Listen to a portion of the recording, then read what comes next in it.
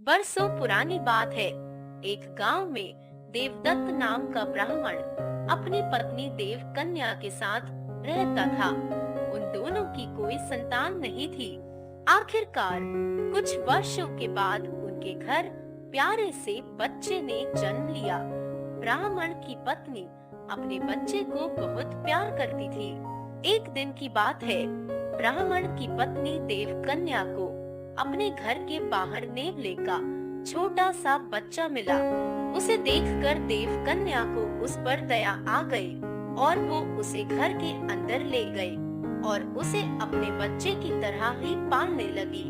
ब्राह्मण की पत्नी बच्चे और नेवले दोनों को अक्सर पति के जाने के बाद घर में अकेला छोड़कर काम से चली जाती थी। नेवला इस दौरान बच्चे का पूरा ख्याल रखता था। दोनों के बीच का अपार स्नेह देखकर देवकन्या बहुत खुश थी। एक दिन अचानक ब्राह्मण की पत्नी के मन में हुआ कि कहीं यह नेवला मेरे बच्चे को नुकसान न पहुंचा दे।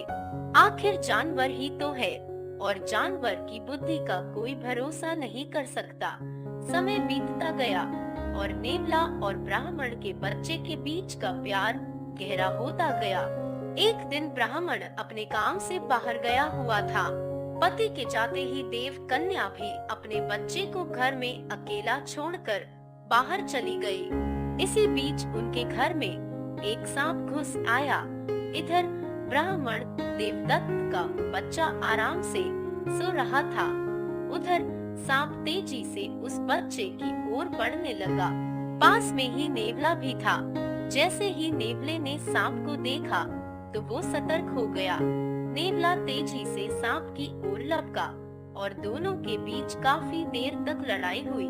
आखिर में नेवले ने सांप को मारकर बच्चे की जान बचा ली। सांप को मारने के बाद नेवला आराम से घर के आंगन में बैठ गया। इसी बीच देवकन्या घर लौट आई।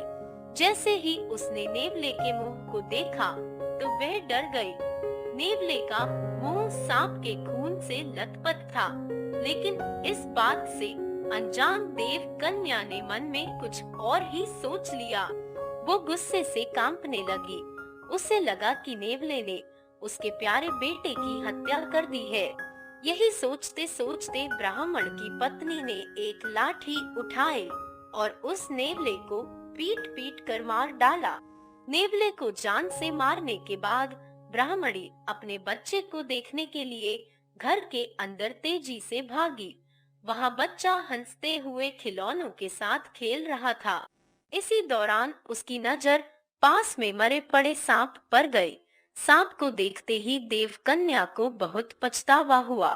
वो भी नेवले से बहुत प्यार करती थी, लेकिन गुस्से और अपने बच्चे के मोह में उसने बिना कुछ सोचे समझे नेवले को मार दिया था। अब ब्राह्मण की पत्नी जोर जोर से रोने लगी, लेकिन तब तक बहुत देर हो चुकी थी। उसी समय ब्राह्मण भी घर लौट आया। वह पत्नी की रोने की आवाज सुनकर दौड़ता हुआ घर के अंदर गया। उसने पूछा, देवकन्या तुम क्यों रो रही हो? ऐसा क्या हो गया? उसने अपने पति को सारी कहानी सुना दी।